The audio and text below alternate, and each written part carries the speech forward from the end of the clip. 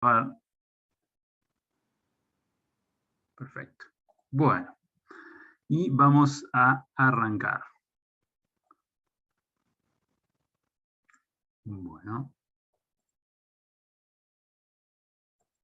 A ver si esto funciona. Ahí estamos. Déjenme que quiero habilitar el chat por las dudas, que haya alguna inquietud. Bueno. La dinámica de las clases va a ser, como ya les comentaba también ayer, o sea, la idea, recuerden que lo que vamos a ver, al menos en la presentación de cada día, va a ser una guía, ¿sí? Como introductoria para que ustedes puedan caer en la bibliografía. Van a tener que leer, por supuesto, como en toda materia, pero la idea es que puedan caer ya con un pantallazo, ¿sí? Ya habiendo roto el hielo, y que por lo menos bueno, sea un poco más amena la lectura. En cada una de las clases que demos, en la última diapositiva van a ver que está la bibliografía que nosotros utilizamos. Esa es la bibliografía oficial. Por supuesto que la mayoría de los temas son temas, o sea, medición, la materia medición es una materia que es muy estándar en todas las carreras de ingeniería, por lo tanto, ingeniería eléctrica y electrónica. Entonces, hay un montón de libros, ¿sí? Así que, por lo tanto, bueno, pueden utilizar bibliografía alternativa, ¿no? Obviamente. Entonces, bueno, vamos a arrancar. A ver. Bueno, fíjense una cosita que me había olvidado decirles. Estas diapositivas van a ver que las vamos a ir subiendo en el repositorio, ¿sí? de clase, que ahora entre hoy y mañana les voy a habilitar el link para que puedan entrar. Y van a ver que en algunas hay este simbolito de un audio. Eso quiere decir que, bueno, ya saben lo que quiere decir, pero en algunas de ellas hemos ido grabando algunos comentarios que por ahí les pueden servir a la hora de repasar la bibliografía o repasar la clase de nuevo. Bueno, tener ahí por ahí un comentario un poquito más amplio de lo que vamos a desarrollar en clase, ¿sí? Bueno, primera clase, primer tema, teoría de errores. Sí, vamos a arrancar con eso. Hay un micrófono que creo que está... Hola, el mío seguro. Ah, ¿cómo está, Fer? ¿Todo bien? Ahí lo apago. Todo bien. Vamos a arrancar con la primera clase, teoría de errores, que va a estar dividida, bueno, como no sé si ya vieron, les llegó la novedad de PEDCO, seguramente si no les va a llegar a la noche, a la tarde-noche de hoy o mañana a la mañana, que ya está el cronograma, ¿sí? En la PEDCO, y ya están activos los foros para consulta, ¿sí? Así que ya pueden empezar a trabajar ahí con los foros. El cronograma están destacadas las fechas importantes, y en ellas están las fechas de los parcialitos también, y de los laboratorios, ¿sí? Tanto de inicio como finalización del laboratorio. Así que bueno, eso en cuanto a información diaria importante. Cualquier consulta igual nos escriben por mail o por PEDCO y charlamos al respecto. Bueno, teoría de errores. Van a ver que esta clase es, básicamente lo que vamos a hacer va a ser presentar muchos términos, ¿sí? Mucha terminología que vamos a ir desarrollando y que vamos a utilizar durante toda la materia. Van a ver que mucho contenido probablemente ya lo han adquirido durante su carrera en forma directa o indirecta, ¿sí? Por lo que, bueno, a veces está la discusión, ¿no? Si esta materia debería estar en realidad un poco antes, un poco después en la carrera, pero bueno, son otros temas. Entonces, vamos a arrancar. Fer, te dejo a cargo del chat por si hay alguna pregunta o algo, me avisás, así no me tapa la pantalla mientras voy dando la clase. Entonces, algunas definiciones particulares, ya empieza la diapositiva con esto que yo les venía diciendo. Terminología que nosotros vamos a querer que empiecen a incorporar si es que ya no la están usando, ¿no? O sea, la definición de magnitud o grandor, ¿sí? Por supuesto que esto ya lo tiene incorporado, que vendría a ser justamente la magnitud que vamos a medir o que vamos a procesar, que vamos a analizar. La cantidad medida, que es la representación ya justamente de los datos que queremos ver, y la medición en sí, que es el proceso de medir. ¿Sí? Estas son, véanlo como si fuera una especie de glosario de algunas palabras o frases que vamos a utilizar durante el cursado. Después, algo interesante de destacar es el aspecto de cuando uno hace referencia a la magnitud, a los grandores, o a las magnitudes o a los grandores en realidad, los puede clasificar en dos grandes grupos, que esto también seguramente ya lo manejan. Podemos hablar de grandores activos, ¿sí? Que son los que justamente proporcionan al instrumento de medición la energía, ¿sí? Para poder realizar ese proceso de medida. Por ejemplo, diferencia de potencial eléctrico e intensidad de corriente eléctrica vendrían a ser los que nos son más familiares. Y por otro lado tenemos los grandores o magnitudes pasivas, donde es necesario generar una excitación o una entrega de energía al sistema para poder realizar la medición. El caso típico es la resistencia eléctrica, ¿no? Al menos para nosotros. A ver qué. Estoy teniendo un problemita de delay. Bien. A ver, permítanme. Porque se me fueron como 10 filminas para adelante. Me estoy yendo. Perdón, entré. Sí, se descuajeringó todo. Ahí me ordeno. Me fui de la filmina 1 a la 17 en un salto, ¿no? Ahora sí. Bien. Algunos conceptos asociados a errores, ahora, ¿sí? Que nos van a servir como plataforma para desarrollar después la teoría ya profunda de errores. Por un lado, la definición por naturaleza del error, que la vamos a conocer o la van a ver en la bibliografía, afín como error absoluto verdadero. Como les muestra acá la diapositiva, el error absoluto verdadero va a ser la diferencia entre el valor medido y el valor verdadero. Ahora, hay que tener cuidado con esta definición, porque el valor verdadero en las mediciones es básicamente medio utópico, digamos, es más bien un modelo que una realidad. ¿Por qué? Porque este valor verdadero es el valor justamente verdadero de la magnitud que queremos medir, pero cuando el sistema está sin alterar. Y evidentemente, o sea, las bases principales de las mediciones, en este caso eléctricas y electrónicas, lo que dicen es que uno cuando va a medir tiene que tratar de alterar lo menos posible el sistema, idealmente dejarlo sin alteraciones. Ahora, ustedes saben que eso es imposible. O sea, por ejemplo, cuando van a medir corriente, y el amperímetro idealmente debería tener una resistencia interna igual a 0, eso lo saben. Y saben que en la realidad eso no pasa, de hecho ustedes pueden mirar, por ejemplo, cualquier multímetro, la hoja de datos del multímetro, la hoja del fabricante, y van a ver que la resistencia interna no es 0, es finita, tiene un valor distinto de 0, quiero decir. Lo mismo pasaría con un voltímetro. Entonces, por ahí hacer referencia a este valor verdadero es meramente simbólico.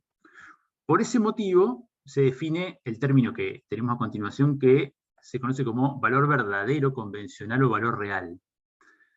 Este valor es el que vamos a utilizar nosotros como valor de referencia cuando vayamos a analizar el error absoluto de cualquier medición. Y como dice ahí la diapositiva y como van a ver en la bibliografía, ¿sí? Este valor verdadero convencional o valor real va a ser un valor obtenido a partir de un proceso de medición optimizado o al menos mejorado respecto al que vamos a llevar a cabo nosotros. ¿Qué quiere decir esto? Bueno, probablemente sea un valor, por ejemplo, de tensión obtenido con un voltímetro con mayor precisión, o un voltímetro patrón. Esos términos los vamos a ir viendo entre esta clase y la que viene, pero háganse la idea de que estamos asociando siempre a ese valor de referencia, que es un valor real que nosotros, utilizando una metodología optimizada de medición y un instrumento de mayor precisión, podemos obtener de esa forma. Por lo tanto, aparece lo que se conoce como error absoluto, que es el error absoluto que realmente vamos a calcular en la mayoría de las mediciones directas que vayamos a hacer, que es justamente esto, ¿no? La diferencia entre el valor medido y el valor verdadero convencional o valor real. ¿Sí? Bueno, dentro de la clasificación de errores, o sea, van a ver en cualquier bibliografía que hay, la clasificación de errores es realmente un mundo en sí. Hay muchas formas de clasificar errores, pero una de las principales es la que se muestra acá en pantalla, donde tenemos a los errores clasificados en 3 grandes grupos: errores gruesos, errores sistemáticos y errores fortuitos o aleatorios. Los errores gruesos, ¿sí?, son fundamentalmente generados por el operador, o sea, son errores que ni por casualidad pueden estar, o estar presentes en la medición. ¿Sí? O sea, ya es un error de concepto, básicamente, el error grueso. Por ejemplo, vámonos a algo grande, ¿no? Acá, por ejemplo, fíjense los ejemplos: mala lectura del valor indicado, error de cálculo, error de escritura, no sé, poner un amperímetro en paralelo, un voltímetro en serie, o sea, cosas realmente graves, ¿sí? Luego tenemos lo que se conoce como errores sistemáticos. Y fíjense que dice, generados cuando las condiciones de ensayo afectan el resultado de medición. Bueno, por ejemplo, es lo que hablábamos recién. Si yo tengo una medición la medición de corriente con un amperímetro, y la resistencia interna del amperímetro es distinta de 0, ¿sí? Entonces, ese valor de resistencia me va a afectar a mí el valor, el sistema que estoy midiendo, al menos el circuito eléctrico que estoy midiendo, en mayor o menor medida en función de las resistencias equivalentes que formen parte del circuito a medir. Ahora, fíjense que dice, y algo muy importante, los errores sistemáticos, que lo detalla en la última frase, dice, pueden y deben ser corregidos. Esto quiere decir que yo, la resistencia interna a un amperímetro, por ejemplo, o de un voltímetro, yo la conozco, ¿sí? O sea, yo tengo el manual de usuario, en teoría, tengo el manual de usuario, entonces yo la conozco, la puedo saber, entonces, conociendo ese valor, yo puedo corregir el efecto de esta resistencia en mi medición. Por eso es que, como lo conozco, lo debo corregir, ¿sí? Entonces acá les da algunos ejemplos que, bueno, esto es para que se vayan guiando. En la bibliografía que después al final van a ver, hay más ejemplos, por ahí les pueden servir, están más desarrollados. La idea es que, de nuevo, a partir de la clase puedan leer ese material y después pueden hacer las consultas asociadas ya con un panorama armado de la situación. Y finalmente tenemos los errores fortuitos o aleatorios. Bueno, ya el nombre nos lo indica, ¿sí? O sea, son errores que responden a una ley estadística, ¿sí? No sé, ruido térmico. Bueno, sí lo tengo, pero no puedo decir el ruido térmico me genera 1 milivolt de ruido en la medición. Bueno, no, porque tengo una probabilidad determinada de que ocurra cada valor asociado al error. Por lo tanto, este tipo de errores es imposible o sea, no lo podemos sacar, ¿sí? O sea, la medición, si está bien hecha y si está bien realizada, al menos, ¿sí?, va a contar con este error residual, ¿sí?, que son los errores fortuitos y aleatorios, que lo vamos a ver ahora un poco más adelante. Pero seguramente lo que sí podemos hacer es acotarlos, ¿sí? A partir de un análisis de error, podemos poner una cota de error asociada a este tipo de señales no deseadas.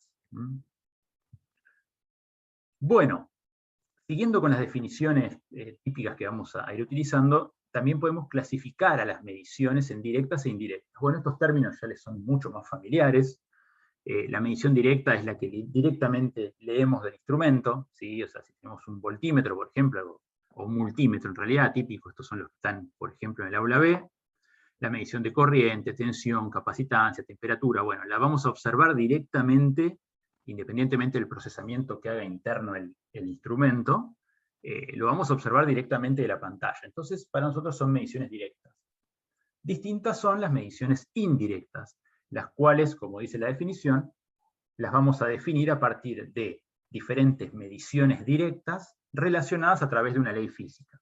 Un ejemplo sencillo sería, por ejemplo, la resistividad de un material, ¿sí?, donde yo tengo que ejecutar mínimamente 3 mediciones directas, ¿sí? Una medición de resistencia, una de sección, o sea, de área, y otra de longitud. Esto si quisiera medir la resistividad de esta forma, ¿no? O sea, hay mediciones para medir resistividad de materiales, mediciones mucho más sofisticadas, pero bueno, esto es a modo de ejemplo. Entonces, bien, en función de lo que acabo de presentar, la pregunta sería, que un poco ya la venía respondiendo, es si es posible definir una cota máxima cuando uno realiza una medición directa. Y la respuesta es sí. Ahora, para poder definir esa cota máxima de error, o sea, porque yo cuando realizo una medición de cualquier magnitud tengo que escribir el valor numérico, por ejemplo, imaginamos tensión, bueno, yo medí 12,5 voltios, pero no me alcanza con presentar ese valor. Yo tengo que medir, tengo que expresar también la cota de error con la que yo medí esa magnitud, ese grandor. O sea, va a ser 12,5 voltios más menos, bueno, el error asociado a esa medición o a ese proceso de medición, ¿sí? Entonces, una buena idea para encarar esa caracterización del error es justamente dividir nuevamente los errores en dos grandes grupos. Errores asociados al instrumental y los errores propios que genera el operador o el usuario de dicho instrumental. Dentro de lo que es el error instrumental, vamos, como dice acá la definición, ¿sí? Vamos a abarcar todas las fuentes de error que estén asociadas al funcionamiento, a la física y a la fabricación del instrumento, ¿sí? En este caso, ¿sí? Como dice el recuadro ahí que resalta al final de la diapositiva, vamos a tratar, o vamos a hacer ese análisis, en este caso para un instrumento, uno de los tipos de instrumentos más utilizados, creo que en la historia de las mediciones eléctricas, que ustedes ya lo conocen, que es el instrumento de bobina móvil e imán permanente. ¿Por qué les detallo que vamos a hacer el análisis para este tipo de instrumento? Por lo siguiente, porque uno debería, no es el objetivo de esta materia, pero si uno va a analizar internamente el error instrumental de un determinado equipo de medición, tiene que hacer este proceso conociendo la física, conociendo las partes constructivas, conociendo los materiales, conociendo el entorno en el cual el dispositivo va a ser utilizado, ¿sí? Entonces vamos a hablar rápidamente del instrumento bobina móvil, imán permanente. Ahí se ve una figura representativa, ¿sí? Donde se detallan algunas partes principales. Fíjense que acá les adelanto que el libro de cabecera, al menos para teoría de errores, que utilizamos nosotros, es Mediciones Eléctricas de Juan Sábato, el tomo 1. Lo tienen en la PEDCO en formato PDF, está completo, así que lo pueden chequear de ahí todo esto.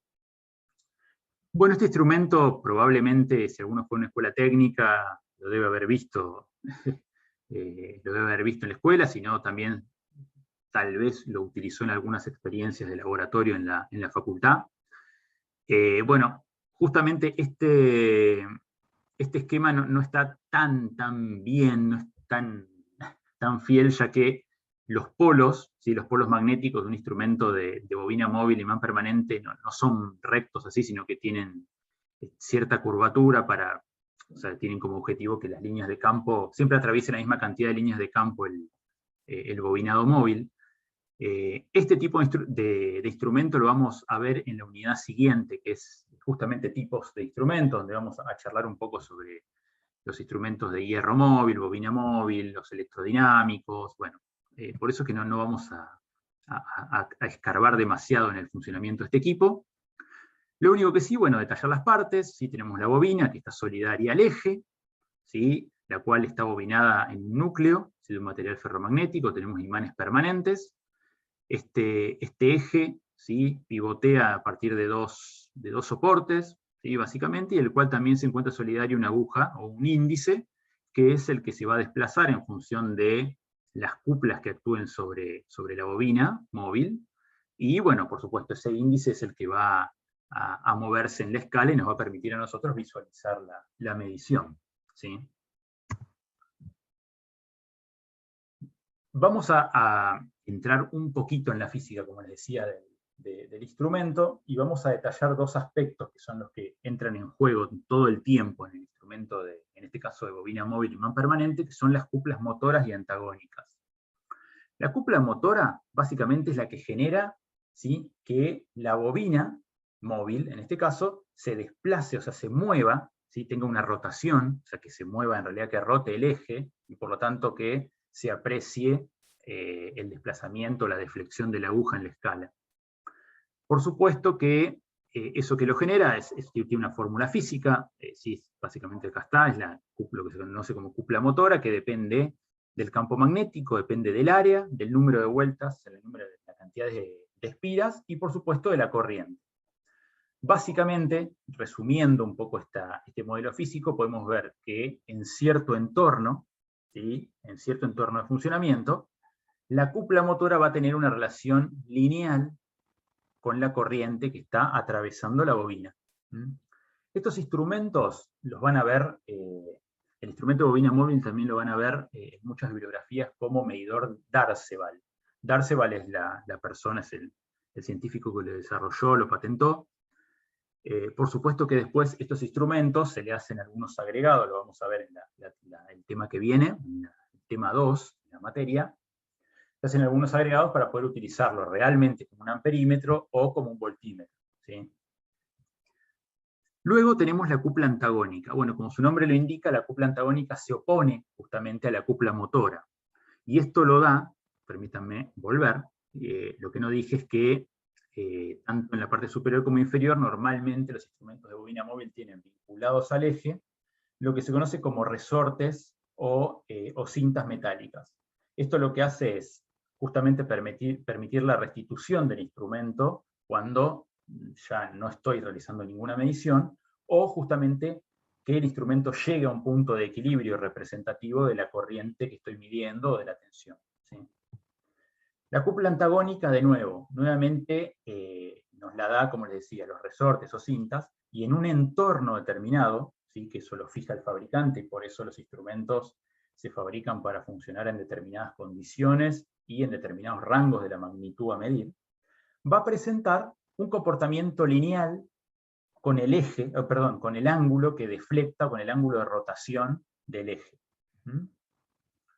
Entonces, la relación entre esas dos cúpulas va a permitir que cuando uno realiza una medición, ¿sí?, la aguja se quede, tenga un primer periodo dinámico, donde la aguja se mueve desde el valor de reposo hasta quedar quieta y estable, idealmente, en una posición de la escala y poder nosotros realizar la lectura.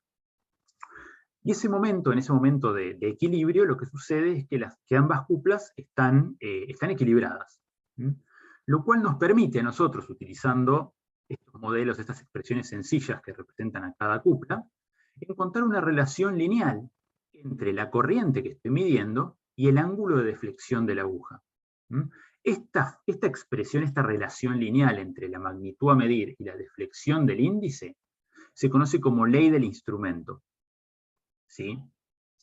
Y esta relación, justamente lineal, que vamos a ver entre la magnitud a medir y el ángulo, es lo que nos permite a nosotros definir, por ejemplo, lo que se conocen como instrumentos de escala uniforme. Escala uniforme quiere decir que yo cuando vea la escala de mi instrumento, o sea, vea el cuadrante de mi instrumento, lo que voy a visualizar es que tiene la misma densidad de divisiones en toda la escala, ¿sí? Por supuesto que ustedes ya se habrán dado cuenta, o tal vez han tenido la posibilidad de utilizar instrumentos que no son de escala uniforme. Hay algunos que son los más normales, no de escala no uniforme, lo vamos a ver la clase que viene, pero son los de escala cuadrática y logarítmica. ¿Sí? Es realmente visible porque los de escala cuadrática tienen más densidad de líneas, de divisiones, digo, al inicio de la escala, y los logarítmicos a la inversa, ¿no? Casi más al final. Ahora, como les venía diciendo, este comportamiento lineal se da en un entorno, ¿sí? Fuera de ese entorno, esta linealidad, bueno, en realidad las no linealidades empiezan a tener más preponderancia, y ya el comportamiento del instrumento, bueno, deja de ser tan fácil, y el instrumento en sí deja de ser tan útil, ¿sí?, para lo que queremos medir. Entonces, este dominio, ¿sí?, este dominio que me asegura esta relación lineal, que me lo da el fabricante, nos permite definir dos campos dentro de la escala que se conocen como campo de medida y campo de graduación.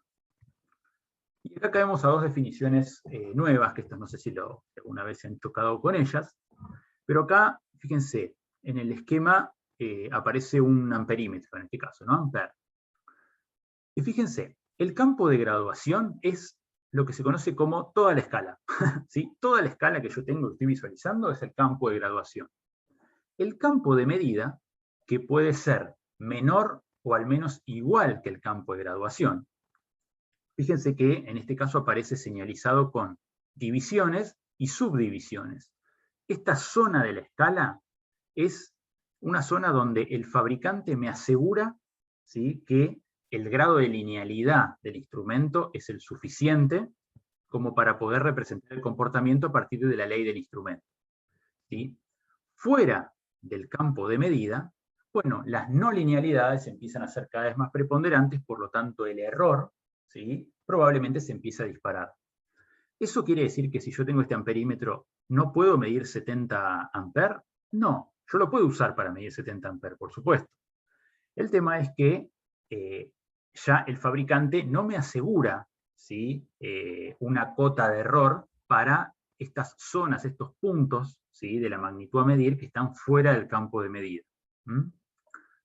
Eso básicamente sería una de las primeras consecuencias de las no linealidades que, por supuesto, afectan a la física de cada instrumento. Ahora, bien, a partir de lo que es la ley del instrumento, ¿sí?, que ya veníamos hablando, teníamos una relación lineal entre, por ejemplo, la corriente a medir y el ángulo de deflexión. Y esto, para ángulos pequeños, ¿sí?, uno diría, bueno, ¿cuánto es ángulos pequeños? Bueno, ángulos pequeños va a ser el ángulo de deflexión de la aguja que mantenga la aguja dentro del campo de medida.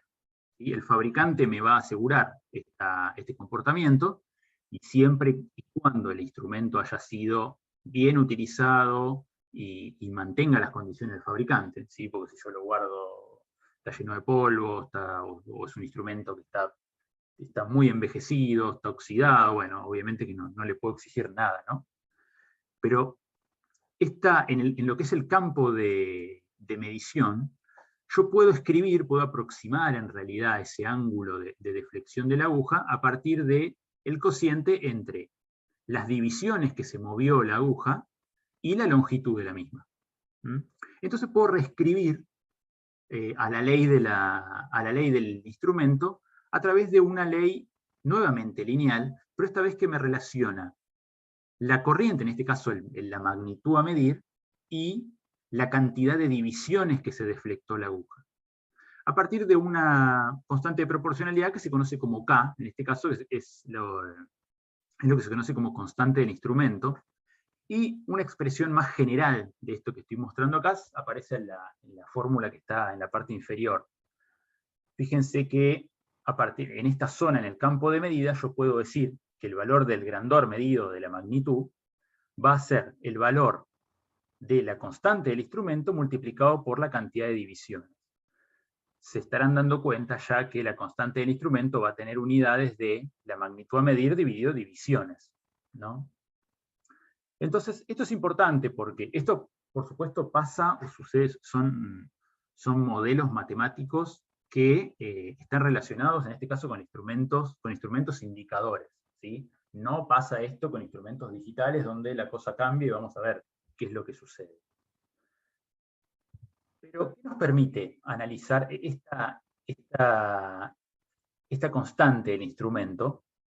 Nos permite definir, ¿sí?, el primer, en realidad, indicador metrológico, ¿sí?, vamos a llamarlo así, indicadores o parámetros metrológicos del instrumento, que es la sensibilidad del equipo. La sensibilidad, ¿sí?, como bueno, lo define acá de una forma, más adelante lo vamos a ver definido en otras palabras, pero básicamente es lo mismo. La sensibilidad del instrumento la podemos ver como la mínima cantidad de magnitud de entrada que el instrumento, que yo puedo visualizar con el instrumento. ¿A qué apunto con esto? Volvamos a lo básico, ¿no?, a un amperímetro. Si la sensibilidad de mi amperímetro es de 1 miliamper, y yo le hago circular 1 microamper, y yo no voy a ver que la aguja se mueva, ¿sí? O sea, ¿se va a estar generando una cupla motora? Sí, pero yo no la voy a ver, ¿sí?, porque la sensibilidad de mi instrumento no me lo permite. En cambio, si ese instrumento que tiene 1 miliamper de sensibilidad, yo le hago circular 5 miliamper, bueno, por supuesto que sí voy a ver una deflexión de la aguja y debería estar viendo en la escala que la aguja me está indicando esos 5 miliamper. Como les acabo de decir, o sea, la sensibilidad se define a partir de la magnitud que yo quiero medir, por lo tanto tiene unidades asociadas a la magnitud que yo estoy midiendo.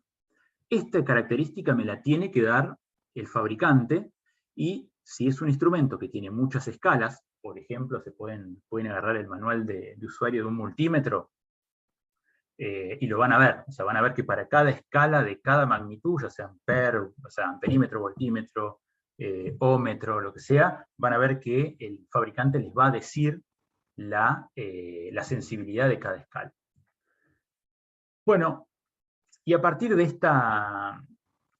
bueno, ya que estamos hablando de la distribución de las divisiones y de la relación que tienen estas divisiones en el campo de medida con la magnitud a medir, aparece lo que ya les venía adelantando al principio, ¿no? El tema de que yo puedo tener una escala lineal o uniforme, que es, digamos, la mayoría de los instrumentos que ustedes vayan a utilizar en los laboratorios de la Facu, en la universidad, en diferentes aplicaciones, van a ser escalas lineales, si es que llegan a utilizar algún instrumento indicador de aguja, ¿no? Pero es muy probable que también aparezcan instrumentos que tienen otro tipo de distribución, otro tipo de respuestas, lo cual se traduce en escalas no lineales. Como les decía antes, las más utilizadas son las cuadráticas y las logarítmicas, ¿sí? En este caso, la sensibilidad, o sea, ¿qué característica tiene? Además de tener una diferente distribución de escalas, es que la física lo que hace de cada uno de estos instrumentos es que en el caso de una escala lineal, es evidente que la sensibilidad del instrumento va a ser constante a lo largo de toda la escala.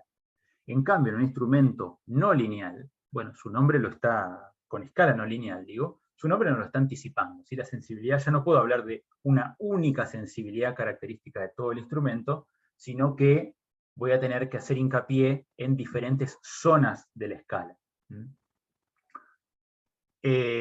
Bueno, esto es a modo de nota de color, tal vez, que, digamos, la sensibilidad, ustedes ya van viendo en función de todo lo que vimos hasta ahora, la sensibilidad depende fuertemente de las características constructivas del instrumento. Por lo tanto, constructivamente se puede mejorar la sensibilidad de un equipo.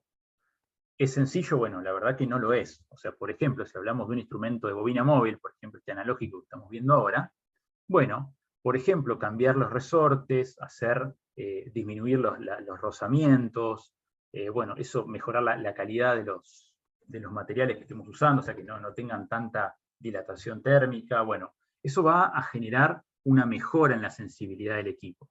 Algo similar se puede llegar a extrapolar hacia lo que sería un instrumento digital, por ejemplo, un voltímetro.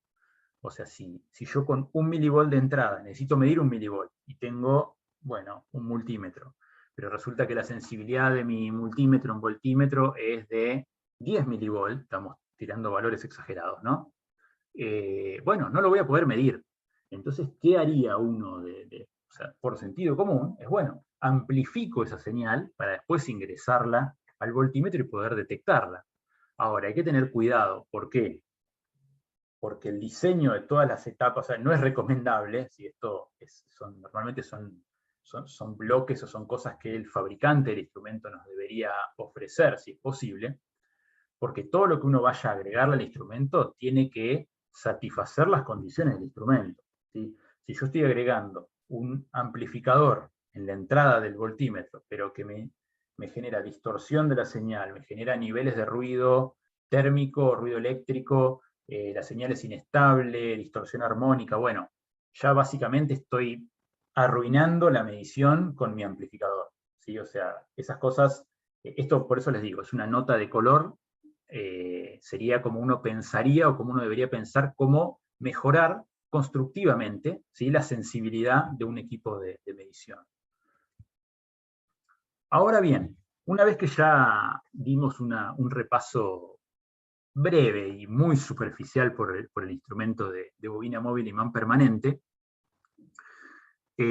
vamos a hablar de lo que son los errores del instrumental, ¿sí? Como nombramos antes, dijimos errores de instrumental y errores asociados al operador. Bueno, ahora van a ver que hay una lista bastante importante de errores, las cuales no vamos a ver todas, de hecho se las voy a dejar para que las lean, y si en algún caso no las entienden, las vemos, pueden consultar por el foro y las discutimos. Esto se lo damos para que vean que la cantidad de fuentes de error, ¿sí?, y de diferentes naturalezas que puede tener un instrumento tan sencillo como es un instrumento de bobina móvil, ¿sí?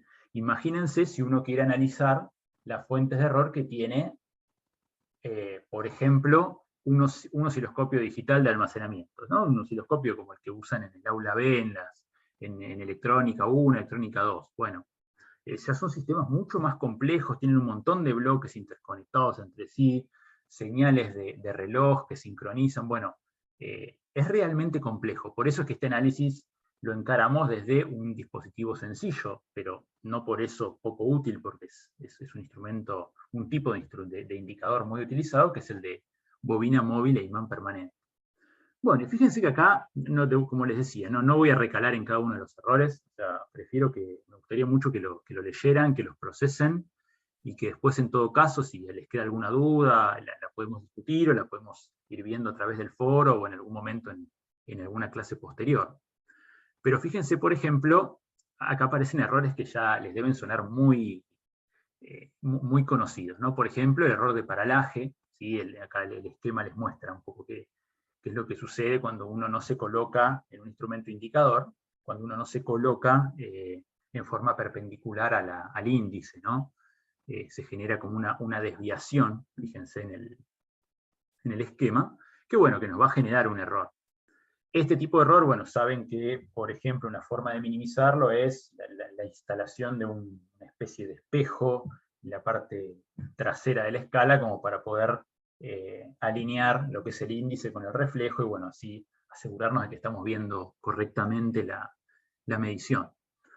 Bueno, error de interpolación, ese es un clásico, ¿no? O sea, el índice me queda entre dos divisiones, y bueno, a ver, ¿vos qué ves? Y yo veo 1,25, y el otro yo veo 1,28. Bueno, ese error también se puede minimizar, ¿sí?, a partir de diferentes estrategias en la escala. Estaría bueno, realmente fuertemente les recomiendo que lean este capítulo del libro del sábado, porque a partir de ejemplos muy sencillos y muy fáciles de seguir, les va a mostrar cómo trabajar con este tipo de errores, estas fuentes de errores, y cómo se minimizan, ¿sí? Son todos aspectos constructivos. Bueno, lo mismo el ruido de fondo de lectura, y por supuesto que todos este set de errores se pueden básicamente sintetizar o agrupar en lo que se conoce como error límite de lectura, ¿sí? Lo mismo pasa con los errores mecánicos. Bueno, tenemos frotamiento, ¿sí? O sea, recuerden que el eje está sostenido en función de, bueno, hay que ver si es de cuadrante horizontal o de cuadrante vertical el instrumento. Eso quiere decir si hay que usarlo apoyado sobre una mesa, o está diseñado para trabajar en forma, por ejemplo, para ponerlo en la puerta de un tablero, ¿sí? O sea, no es el mismo diseño, internamente cambia. Entonces, bueno, el eje va a estar sostenido por unos elementos que, bueno, van a tener cierto nivel de fricción cuando la aguja se mueva. El bamboleo, por supuesto, o sea, si estoy midiendo con un instrumento indicador y en la mesa tengo, no sé, un motor funcionando, bueno, esa vibración me va a generar a mí que el índice se mueva. Muchas veces, constructivamente, para evitar que la aguja tenga ese tipo de comportamiento oscilante, es muy común ver que en algunos instrumentos la aguja viene como embebida, la escala viene como embebida en un aceite, muchas veces para que, bueno, justamente se mueva en un medio considerablemente más viscoso que el aire, lo que, bueno, permite alcanzar ese amortiguamiento crítico mucho antes. De igual manera, los instrumentos indicadores se diseñan para tener una respuesta dinámica que no sea oscilante, pero que tampoco tarde un montón de tiempo, o sea, un tiempo muy grande en estabilizarse, ¿sí? Por eso es que el amortiguamiento crítico vendría a ser como el objetivo principal, ¿sí?, en cuanto a la dinámica de estos equipos. Van a ver, es un término que nosotros no nos metemos demasiado en ese aspecto, pero van a ver en la bibliografía, cualquier bibliografía les va a mostrar que se utilizan al menos para los indicadores Darceval, esto que les digo, son instrumentos muy típicos, se utilizan configuraciones de resistencia para que justamente la dinámica del equipo establezca ante una respuesta escalón, mejor dicho, ante una entrada escalón, una respuesta críticamente amortiguada. Y bueno, nuevamente, al igual que teníamos antes con el error límite de lectura, en este caso tenemos el umbral de movilidad que está definido por la suma del efecto de estos dos errores, ¿sí? Por supuesto, ¿sí? Esto ya se los voy anticipando, que esta clasificación que estamos haciendo de los errores en el instrumento se podría extender mucho más, ¿sí? Mucho más, y de hecho depende de cada instrumento. O sea, si ahora nos vamos a un electrodinámico, bueno, esta clasificación va a ser particular para el electrodinámico, vamos a encontrar otras fuentes de error, ya que constructivamente es diferente, ¿no? Bueno, histéresis. Esto también ya lo conocen, les suena. En este caso vamos a tener en el instrumento de indicador, instrumento de aguja, vamos a tener dos efectos de histéresis principales, como les muestra la diapositiva.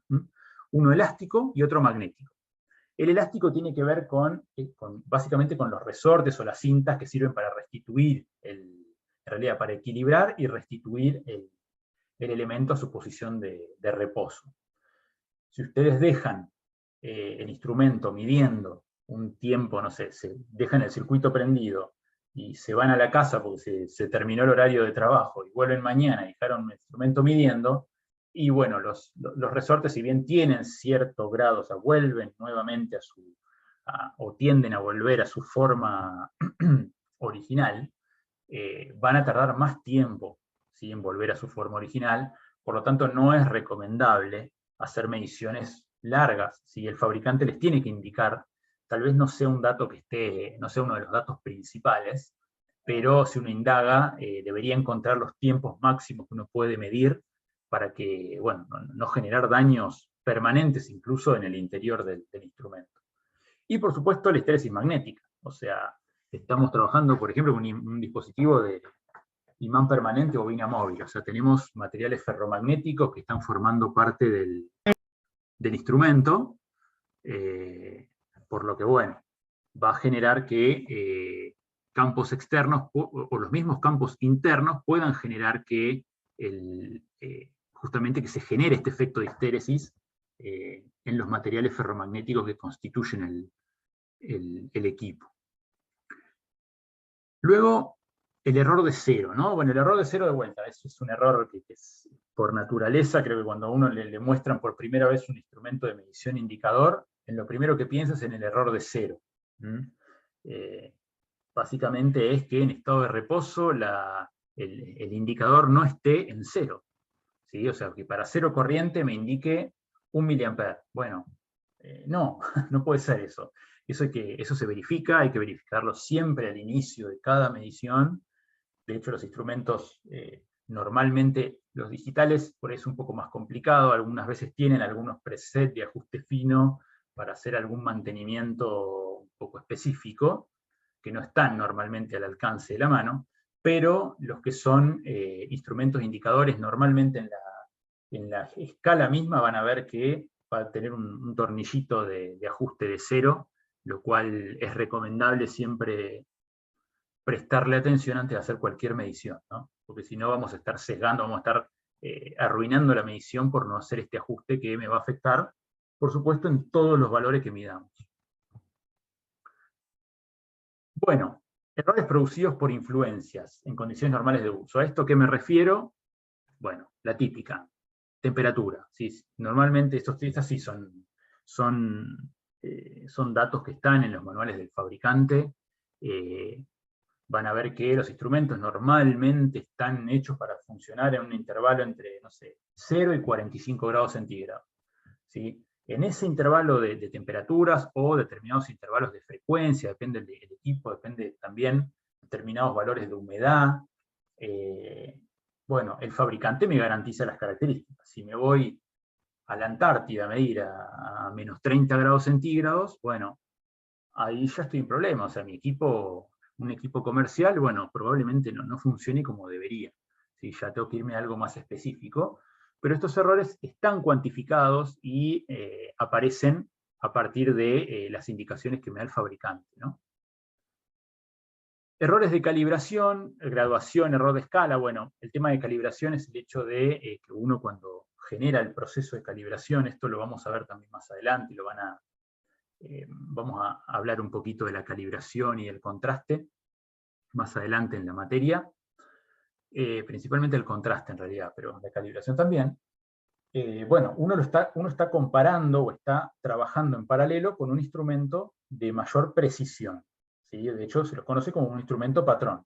Ahora, ese instrumento patrón, bueno, también tiene un error asociado, ¿sí? Si bien es el que me va a entregar a mí el valor real o el valor verdadero convencional que definimos al principio, bueno, también tiene un error porque también no es un instrumento ideal. Entonces, bueno, es un error con el que hay que convivir. Lo mismo la graduación, esto ya es algo un poco más grave, ¿sí? Imagínense, por ejemplo, que la impresión de la escala tenga un error. Bueno, eso podría llegar a pasar, o sea, evidentemente, si es un instrumento no tan barato, no debería suceder. Si debería un mínimo de control de calidad, debería solucionar eso. Y bueno, por supuesto, la suma de estos errores se pueden englobar en lo que es el error de escala. Y a esto quería llegar. Este es básicamente un resumen, ¿sí? Un cuadro resumen de todos los errores instrumentales que vimos, o que en realidad que tenemos, para lo que sería un instrumento de bobina móvil imán permanente. De vuelta, esto es muy por encima. Uno podría desglosar estos errores en muchísimos más tipos, cada uno con su naturaleza particular, ¿sí? Y si nos vamos a un instrumento de hierro móvil, por ejemplo, esta tabla probablemente se modifique y haya que sacar e incorporar otros errores. En algunos casos va a haber errores que se van a compartir, por ejemplo, no sé, los errores de cero, errores de magnitudes de influencia, pero con diferentes valores, ¿sí? de fuente de error. Ahora bien, de todos esos errores que vinimos hablando, algo que es muy importante, al menos no sé si decir muy importante, pero sí que sería interesante analizar, es cuáles son de característica sistemática y cuáles son de característica fortuita. ¿Por qué? Porque los que son de característica sistemática, por ejemplo, el error de cero, bueno, ustedes saben que lo tienen que corregir antes de realizar la medición. Ahora, los errores fortuitos, que ya acuérdense que los definimos, que eran esos errores que tenían un comportamiento aleatorio, que los podíamos clasificar solamente a partir de una determinada ley estadística. Bueno, en este caso no los podemos cuantificar en un único valor, pero sí, fíjense que los podemos cuantificar a partir de una cota de error, ¿sí? Nosotros podemos decir que, por ejemplo, el error de interpolación para un instrumento, estos son valores típicos para un instrumento de imán permanente y bobina móvil, ¿sí? ¿Quiere decir que todos los instrumentos de imán permanente y bobina móvil tienen estas características? No, ¿sí? Esto es solamente un ejemplo.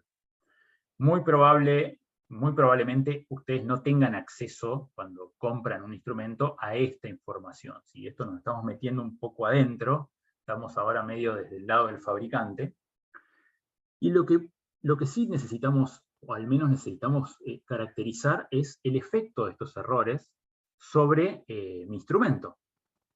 Entonces habría como dos caminos. Uno que sería el más pesimista, que es el primero que vamos a ver, que sería decir, bueno, de los errores, de las fuentes de error que yo tengo en mi instrumental, estas serían básicamente las de carácter fortuito o aleatorio.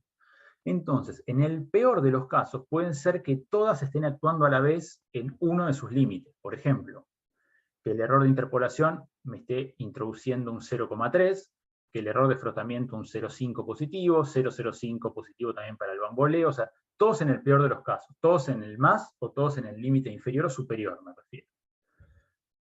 Entonces uno podría decir, bueno, la cota máxima de error fortuito en primera instancia sería la suma de esos errores, en este caso de más o menos 0,05. Ahora, hay que tener cuidado porque esta visión es bastante pesimista, incluso desde el punto de vista probabilístico, ¿sí? Es muy poco probable que todos los errores por las fuentes de error fortuito estén actuando a la vez en el límite superior o en el límite inferior. O sea, estaríamos subestimando, diría yo, el comportamiento o el rendimiento de nuestro instrumento. Entonces, una visión por ahí más optimista y realista, en realidad, diría yo, es cuantificar estos errores a partir de la suma de los cuadrados, de la raíz cuadrada de la suma de los cuadrados. Este valor, ¿sí?, que acá aparece como un C', ¿sí?, una cota prima del error, fíjense que nos da un número, bueno, más relajado, estamos casi en un 50% de lo que teníamos al principio. Sin embargo, es más probable, ¿sí?, es un valor mucho más probable, es mejor dicho, un indicador más probable que el que tenemos sumando los límites, ¿sí? Y es el que normalmente se utiliza para cuantificar este tipo de errores, ¿sí? ¿Quiere decir que la suma de estos errores está mal? No, está bien, salvo que, como les decía antes, o sea, estamos subestimando fuertemente el comportamiento de nuestro instrumento, ¿sí? O sea, este análisis que aparece acá tiene mucha más probabilidad de ocurrir. No nos vamos a meter en las demostraciones de esto, pero está demostrado que es mucho más probable y es, por lo tanto, mucho más representativo del comportamiento del instrumento esta cota de error para errores fortuitos que la de la peor situación, que tiene muy poca probabilidad de ocurrir.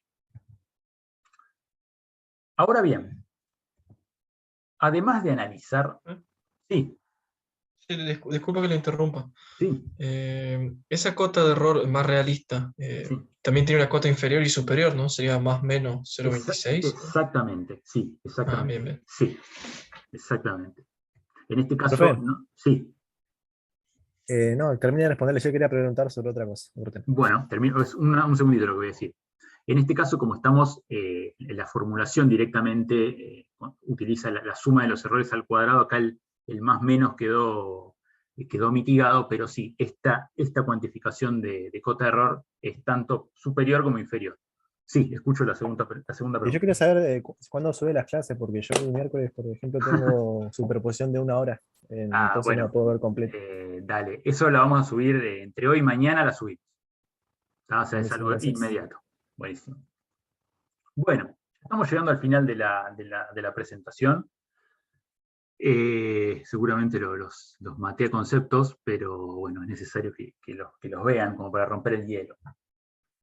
Fíjense que, además de considerar o de analizar todos los errores fortuitos, es interesante y es necesario asociarlos, porque la asociación de esos errores fortuitos va a decantar en diferentes parámetros metrológicos que van a terminar caracterizando el instrumento de medición, ¿sí?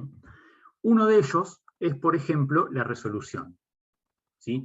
Fíjense, acá se trabaja con dos errores de naturaleza fortuita que tiene el instrumental, que son el error de movilidad y el error de lectura, y a partir de justamente el análisis del efecto de la raíz cuadrada de vuelta, de los cuadrados de estos, bueno, acá justo sí quedó el más menos, habría que corregirlo, nos permite definir la resolución, ¿sí? Que ahora vamos a ver como una definición posible. Fíjense, en este caso es un ejemplito muy sencillo, esto está en la bibliografía. Fíjense, por ejemplo, utilizando la data, o sea, la información de los errores fortuitos, ese instrumento tendría una resolución dada a partir de esta relación, y nos daría un 0.23. Entonces fíjense que una posible interpretación es decir que si yo tengo un equipo donde en la escala una división es igual a 1 milímetro, el instrumento va a poder distinguir, en teoría va a poder resolver dos lecturas, ¿sí?, consecutivas que se diferencien en algo más de un décimo de esa división. ¿Por qué? Porque un décimo de esa división va a ser 0,1 milímetro. Bueno, ese valor está por debajo de la resolución del instrumento, o sea, si tengo dos mediciones que me generan o que me generarían un movimiento de la escala de 0,1, bueno, yo no lo podría ver con mi instrumento. Ahora, no lo podría resolver. Ahora, si eso me genera a mí una deflexión igual o mayor a los 0,23, bueno, yo ya podría, en teoría, la escala debería estar adecuada para esa resolución, podría resolver esa excitación del equipo, del instrumento de medición, ¿sí?, en función de una escala adecuada para la resolución y sensibilidad del instrumento. ¿Qué sucede? Constructivamente, ¿sí? Como dice acá el recuadro, esto es interesante, porque constructivamente lo que son los errores de movilidad normalmente se pueden, no digo eliminar, porque son errores que estos no se pueden eliminar del todo, o sea, siempre generan un residuo, pero sí se pueden minimizar. Por lo tanto, si uno hace la ponderación entre estos dos errores, normalmente la resolución va a estar fuertemente dominada por el error de lectura. En un instrumento digital, la cosa cambia, ¿sí? ¿Por qué? Por ejemplo, vamos a ver de vuelta, en un instrumento digital, permítame volver un segundo, todos estos errores, bueno, se van imaginando que son diferentes, o sea, errores mecánicos o de movilidad, y bueno, probablemente no tenga. Si errores de histéresis, lo mismo. Errores de cero probablemente puedan llegar a aparecer, pero se pueden ajustar, pero no es tan común ajustar en un instrumento digital el error de cero. No está tan a mano, ¿sí? Bueno, por supuesto que las magnitudes de influencia siempre van a estar, y los errores de escala también van a estar. A lo que quería llegar es que, por ejemplo, cuando uno analiza la resolución, fíjense que acá la resolución la estamos expresando en milímetros. Si uno analiza un instrumento digital, por ejemplo, un voltímetro, estos son los voltímetros que tenemos en el aula B, normalmente son de 4 dígitos, y por ejemplo, en la escala de 10 volts, tienen un alcance de 9,999 voltios. Bueno, este instrumento va a tener una resolución de 0,001 volts, o también la podemos expresar como un porcentaje, ¿sí?, del valor, o sea, del alcance en este caso. Este tipo de características, ¿sí?, la resolución es otro parámetro metrológico, al igual que la sensibilidad, y también siempre está indicada en las hojas de datos, los manuales de usuario, las chapas de los instrumentos, ¿sí? Se las tiene que dar, ¿sí? Y por supuesto que la escala del instrumento va a estar acorde a la resolución que tenga el instrumento, ¿no? No sería una locura. Entonces acá vamos un poco a relacionar estos dos primeros parámetros metrológicos, que son la sensibilidad y la resolución. Como les decía antes, la sensibilidad era la mínima variación de la magnitud de entrada que se puede apreciar con el instrumento de medición, y que vimos que dependía fuertemente de los parámetros constructivos.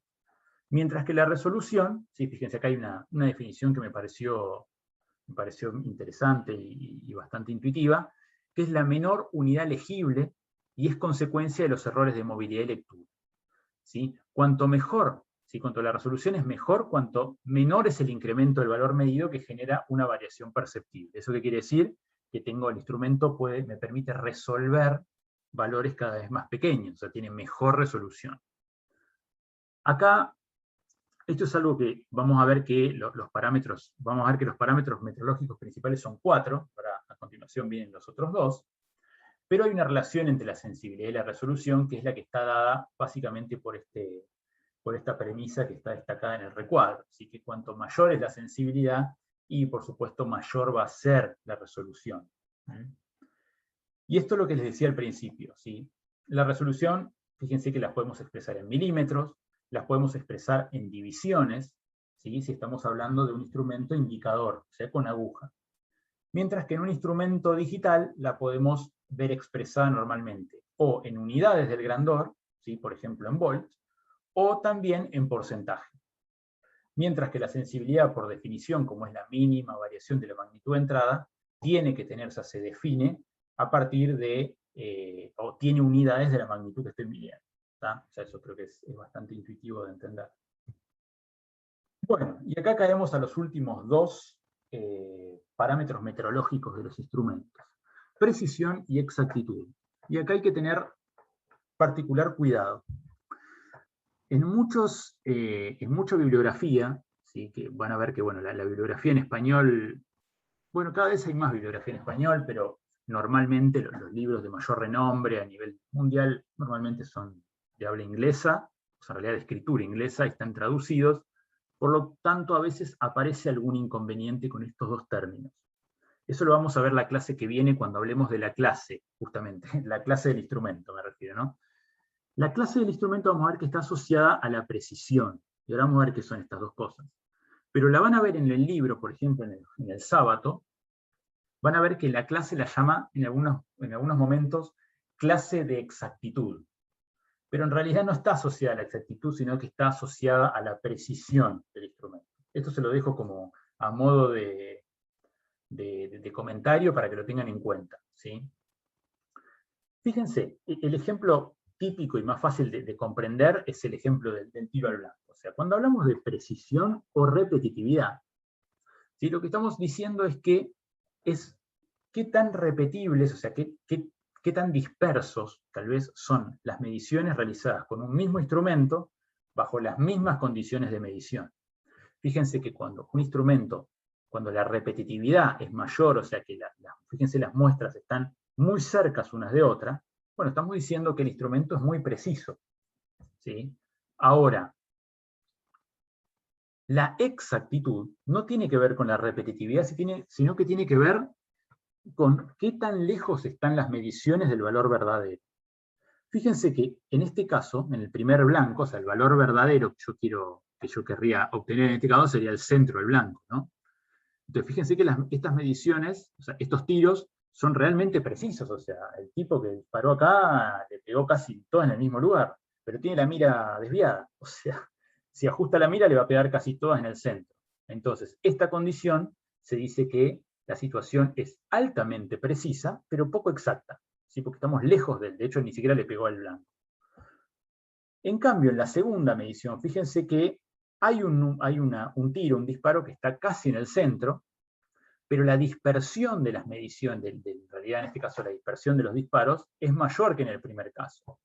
Entonces, en este caso decimos que tenemos un mayor nivel de exactitud, pero tenemos un menor nivel de precisión. Y acá hay una relación entre estos dos parámetros metrológicos, ¿sí? Tengan en cuenta que la precisión está definida, como dice acá, por todos los...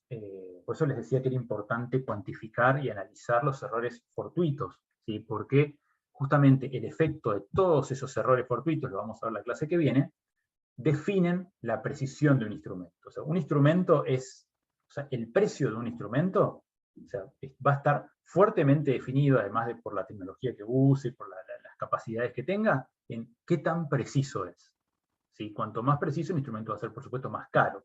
Los instrumentos que se conocen como patrón, voltímetro patrón, va a tener una alta precisión frente a un voltímetro comercial que yo utilizo, por ejemplo, para ir al campo y verificar las conexiones de un tablero que está en el medio del campo, ¿sí? Bueno, no necesito ahí un instrumento de muchísima precisión, sino que me indique correctamente, con un nivel de error aceptable, lo que está pasando.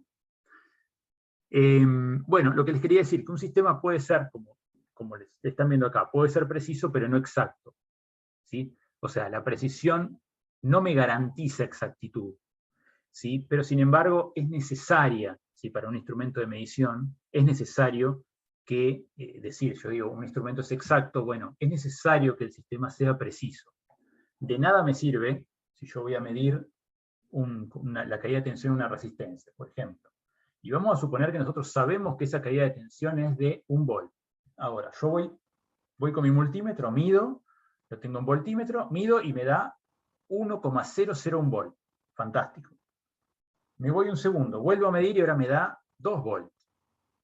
O sea, estoy teniendo, o sea, está bien, la primera medición fue exacta, pero el nivel de precisión es un desastre. O sea, depende de en qué momento vaya, si lo miro bien, si lo miro mal, es exacto o no. Bueno, no, eso es inadmisible en un instrumento de medición, ¿sí? Y este es un gráfico que realmente me interesa mucho, porque es sencillo, pero es súper representativo de lo que, a modo de resumen, de lo que les acabo de decir, y con esto ya estamos terminando. Fíjense lo siguiente. Acá tenemos los 4 parámetros metrológicos principales de cualquier instrumento de medición: sensibilidad, resolución, precisión y exactitud. Y fíjense cómo están relacionados. Todo lo que es el tipo de funcionamiento, o sea, el comportamiento físico y constructivo que definen el instrumento de medición, me va a definir a mí la sensibilidad. O sea, eso va a estar representado por la sensibilidad. Recuerden que la sensibilidad la extraíamos, por ejemplo, de la ley del instrumento. O estaba altamente relacionada con eso. Ahora, cuando empezamos a introducir y a analizar, a considerar los errores fortuitos, que son los errores que no nos podemos sacar de encima, ¿sí?, como el de lectura y movilidad, podemos definir a partir del funcionamiento del equipo y a partir de considerar estos errores, podemos definir la resolución del instrumento de medición. Ahora, incorporando todos los errores fortuitos, o sea, en este caso los que vimos de naturaleza fortuita eran el de lectura, movilidad, histéresis y grandores de influencia, el análisis, o sea, el efecto de todos esos errores me definen la precisión del equipo. Y ahora fíjense acá, errores sistemáticos instrumentales. Fíjense que la precisión, o sea, todo lo que tiene que ver con lo constructivo, con la caracterización constructiva de mi instrumento y aspectos propios o intrínsecos del equipo que yo no me puedo sacar de encima, por más que lo fabrique de una forma extremadamente sofisticada, los puedo minimizar pero no eliminar, me definen la precisión. Sin embargo, los errores sistemáticos instrumentales me definen la exactitud. Recuerden que dijimos que los errores sistemáticos son errores que se pueden, o sea, se conocen, o sea, se pueden cuantificar exactamente, y deben ser corregidos por el operario, ¿sí? Entonces, algo a tener en cuenta es que la exactitud no solo va a depender de lo que viene constructivamente del instrumento, sino que va a depender fuertemente del operario. Por ejemplo, si yo tengo un error de 0, es el ejemplo del tiro al blanco. Evidentemente este tipo tiene un error de 0 en el disparo. O sea, la mira está descalibrada. El voltímetro no está en 0 para 0 volts, está en 2 volts, ¿sí? Entonces, la exactitud, o sea, la precisión la define el instrumento. Y la exactitud va a depender fuertemente del operario, del usuario del instrumento. ¿Está? Bueno, y con esto cierro la presentación de hoy. Fíjense que todo este material que les acabo de mostrar a modo muy simplificado está extraída de los primeros 3 capítulos del Sábato, y este lo tienen en la parte final de la sección final de la PEDCO. Esto es a modo de un resumen muy superficial. Yo lo que les pido es que se tomen el laburito de sentarse a leer estos capítulos. Son capítulos cortos, no es para nada largo, pero deben ser, no sé si 25 o 30 páginas con toda la furia, pero son páginas, o sea, dobles, o sea, por cada hoja tienen 2 páginas, así que lo leen en una tarde, esto lo leen, porque sucede, cada uno de estos temas está mucho más desarrollado, con ejemplos, si bien es un libro que cuando ustedes lo lean y les va a saltar enseguida que es un libro bastante antiguo, todo este análisis que se realiza se puede extrapolar a la tecnología nueva. Entonces es un libro realmente cabecera, el Sábato, que se usa, bueno, prácticamente en todas las cátedras de mediciones, y bueno, nos parece muy, muy rico utilizarlo y sacarle el jugo, ¿no? Con conceptos, por supuesto, que se sigan utilizando en la actualidad, no cosas obsoletas. Así que, bueno, con esto cierro la clase y ya no los aburro más. Quiero ver la hora, no quiero haberme pasado. Bueno, son 9:20. Les dije que íbamos a estar hasta las 1:30. Así que, Fer, ¿estás por ahí? No sé si... Sí, acá estoy. No sé si querés agregar algo que se me haya olvidado, o si no los No, escucho. vos sabés que se me había ocurrido acá una aclaración cuando hablaste de la suma de los errores instrumentales, Uh-huh. que en la suma total de los errores, tomando el caso de que cada error instrumental, estamos considerando el peor caso, Uh-huh. que te daba 0,5 milímetros. Sí. Y con la suma de los cuadrados mínimos, te daba 0,23, que eso sería más lógico, más real. ¿Por qué consideramos eso? Porque justamente lograr que cada error cometa el máximo es muy poco probable. O sea, hay que tener muy mala leche para tener todos esos errores al máximo. Por eso se busca el error más probable, que es la suma de los cuadrados mínimos. Es lo único. Fantástico. Lo que les quería aclarar, chicos, es que chicos y chicas, que es que cuando seguramente ahora les largamos un montón de conceptos para que analicen y vean y piensen e incorporen, probablemente cuando los lean de vuelta, les van a surgir algunas dudas, algunas inquietudes, algunas sugerencias, lo que sea. Lo que les vamos a pedir es que, por favor, lo escriban en el foro, ¿sí? Si les surge alguna duda, lo que sea, ¿sí? Hagan referencia a la filmina, hagan referencia a la página del libro, digan, miren, acá vi esto, no me cierra, porque yo acá les puedo estar hablando una hora más, en realidad no, porque me voy a quedar sin voz, y ya es hora de cenar casi, pero es necesario que ustedes hagan el ejercicio de procesar toda esta info, ¿sí? Muchos de los conceptos los conocen, ¿sí? Mucho el error absoluto, vamos a ver mañana, vamos a empezar con el tema del error relativo, otra magnitud que también ya manejan de hace rato, la sensibilidad, la resolución, por el concepto de precisión y exactitud también lo vienen manejando, no en forma directa, pero les es familiar. Y me gustaría que vean, ¿sí? que se tomen el tiempito de analizar algo que nosotros medio que pasamos bastante rápido, porque si no nos extenderíamos muchísimo, que es justamente el trato que les da la bibliografía a cada una de estas fuentes de error, ¿sí? Y cómo les propone solucionarlas, ¿sí? O al menos minimizarlas, ¿sí? Y les va a explicar, les va a indicar la naturaleza de cada una de ellas. Nosotros no vamos a pretender como cátedra que ustedes, o sea, no les vamos a preguntar, a ver, decime de qué material tiene que ser no sé, la cinta de restitución del instrumento de bobina móvil para que el error de histéresis elástica sea menor. No, ¿tá? No vamos a apuntar a eso, por eso es que también pasamos en forma superficial. Pero sí nos interesa que sepan que las partes constructivas o sea, creo que es algo de sentido común también, ¿no? Las partes constructivas definen fuertemente, y cada una de ellas definen fuertemente el carácter del error, que después yo voy a tener que considerar a la larga, o sea, cada vez que haga una medición no tengo que ver todo esto. Todas estas cosas van a estar en el manual de usuario a partir de un valorcito que vamos a ver la clase que viene, que es el índice de clase del instrumento. Pero sepan de qué depende todo eso, ¿sí? Y pueden razonar y vean la importancia de considerar todos estos efectos, para después, el día de mañana, cuando tengan que decir, bueno, no sé, no sé, la corriente que está atravesando este shunt, que me está chequeando el consumo de una soldadora, es de, no sé, 25 amperes. Y no, pará, te falta algo. 25 amperes, ¿con qué error?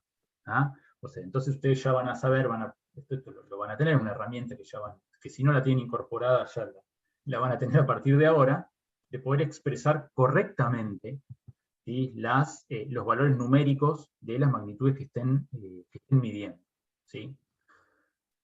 Así que, bueno, los escucho si les quedó alguna inquietud, alguna duda, ya sea de esto o de lo que hablamos ayer también. Tenemos un ratito, las vamos a hacer hasta las 10:30, pero bueno, tenemos unos 10 minutitos todavía como para charlar.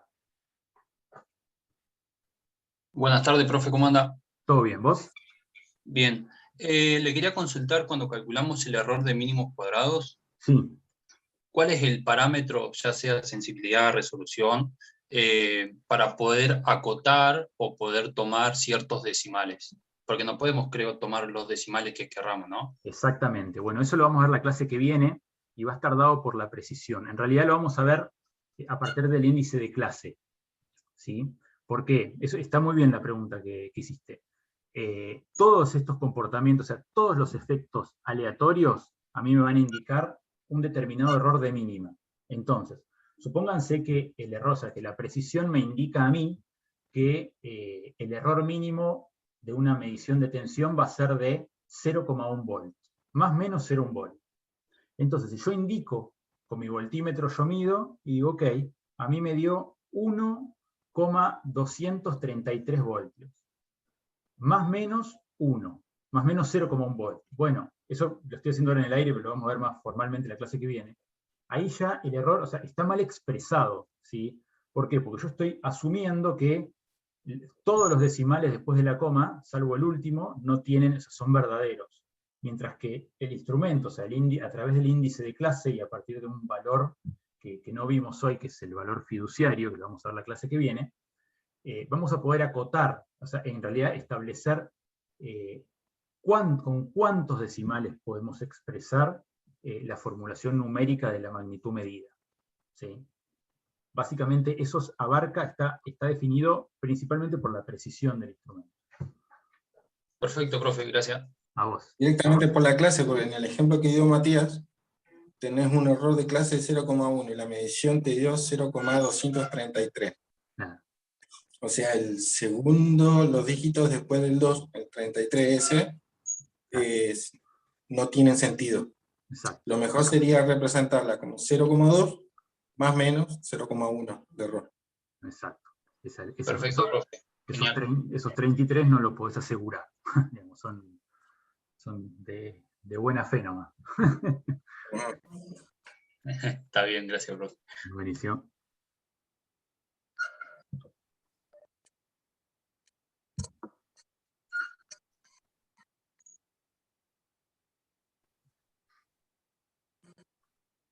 Les hago mientras piensan, no sé si hay alguna pregunta más. Un compañero me dijo que tenía una superposición de una hora, no sé quién, no me acuerdo el nombre, no sé si está conectado todavía, en la clase de hoy, o por ahí ya se fue, y la hora era después y no antes.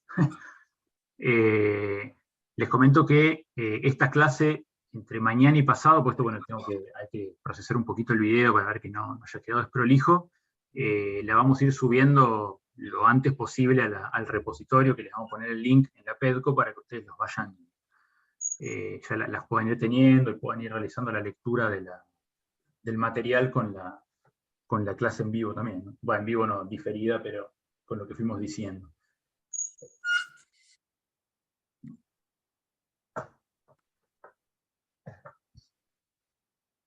Bueno, voy a dejar de compartir. Voy a dejar de grabar también. Permítanme.